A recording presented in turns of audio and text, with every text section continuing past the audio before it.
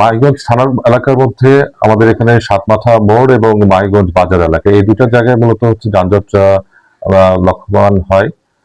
এক্ষেত্রে আমাদের ঈদ উপলক্ষে ট্রাফিক বিভাগের পাশাপাশি আমাদের থানার পক্ষ থেকেও সার্বক্ষণিকভাবে আমাদের পুলিশ যানজট নিরসনে কাজ করছে, যাতে সাধারণ জনগণ নির্বিঘ্নে যাতায়াত করতে পারে, যাতে সাধারণ জনগণ নির্বিঘ্নে কেনাকাটা করতে পারে।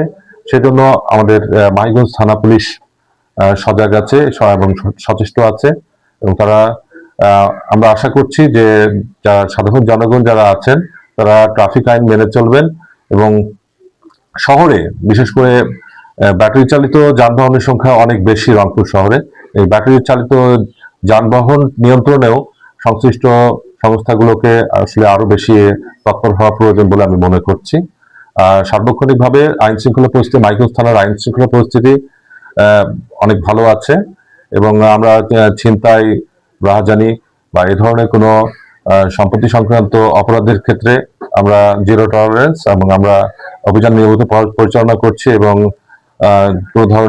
এ ধরনের কোনো অপরাধ সংঘটিত হলে সেক্ষেত্রে প্রপার আইনগত ব্যবস্থা নেওয়ার জন্য আমরা তৎপর আছি।